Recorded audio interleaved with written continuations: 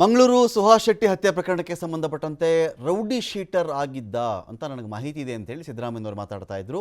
ಈ ವಿಚಾರಕ್ಕೆ ಸಂಬಂಧಪಟ್ಟಂತೆ ನಾವು ಪರಿಶೀಲನೆ ಮಾಡ್ತಾ ಹೋದಾಗ ಏನಾಗಿದ್ದ ಸುಹಾಸ್ ಶೆಟ್ಟಿ, ಇವನ್ ಬ್ಯಾಕ್ಗ್ರೌಂಡ್ ಏನಪ್ಪ ಅಂತ ಚೆಕ್ ಮಾಡ್ಕೊಂಡಾಗ ನೋಡಿ, ಸುಹಾಸ್ ಶೆಟ್ಟಿ ಮೇಲೆ ಸಿದ್ದರಾಮಯ್ಯನವರು ಹೇಳಿದ್ರು ರೌಡಿ ಶೀಟರ್ ಅಂತ ನನಗೆ ಮಾಹಿತಿ ಬರ್ತಾ ಇದೆ ಅಂತ ಹೇಳಿ.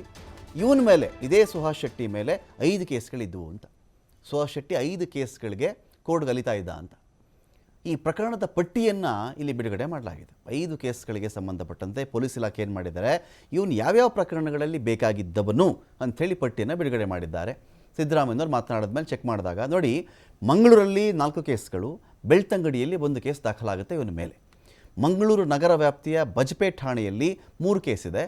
ಮಂಗಳೂರಿನ ಸುರತ್ಕಲ್ ಠಾಣೆಯಲ್ಲಿ 1 ಕೇಸು ಇವನ ಮೇಲಿತ್ತು, ಸುಹಾಸ್ ಶೆಟ್ಟಿ ಮೇಲಿತ್ತು. ಸುರತ್ಕಲ್ ಠಾಣೆಯಲ್ಲಿ 1 ಕೇಸು, ಬೆಳ್ತಂಗಡಿಯಲ್ಲಿ 1 ಕೇಸು ಸುಹಾಸ್ ಶೆಟ್ಟಿ ಮೇಲಿದ್ದಂಥ ಕೇಸ್ಗಳು.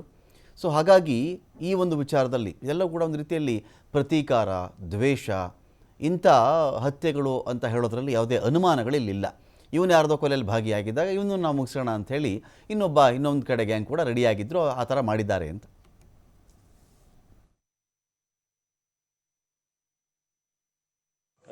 ಅರೌಂಡ್ 8:30, 8:40 ಮಧ್ಯ ಬಜ್ಪೆ ಪೊಲೀಸ್ ಸ್ಟೇಷನ್ ವ್ಯಾಪ್ತಿಯಲ್ಲಿ ಬರೆದ ಒಂದು ಜಾಗ ಕೆನಿಪದುವಲ್ಲಿ ಒಬ್ಬ ರೌಡಿ ಶೀಟರ್ ಸುಹಾಸ್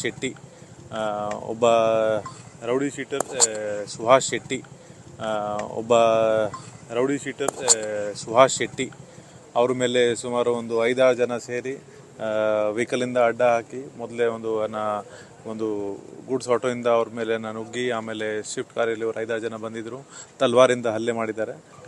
ಅರೌಂಡ್ 8:30, 8:40 ಮಧ್ಯ ಬಜ್ಪೆ ಪೊಲೀಸ್ ಸ್ಟೇಷನ್ ವ್ಯಾಪ್ತಿಯಲ್ಲಿ ಬರೆದ ಒಂದು ಜಾಗ ಕೆನಿಪದುವಲ್ಲಿ ಒಬ್ಬ ರೌಡಿ ಶೀಟರ್ ಸುಹಾಸ್ ಶೆಟ್ಟಿ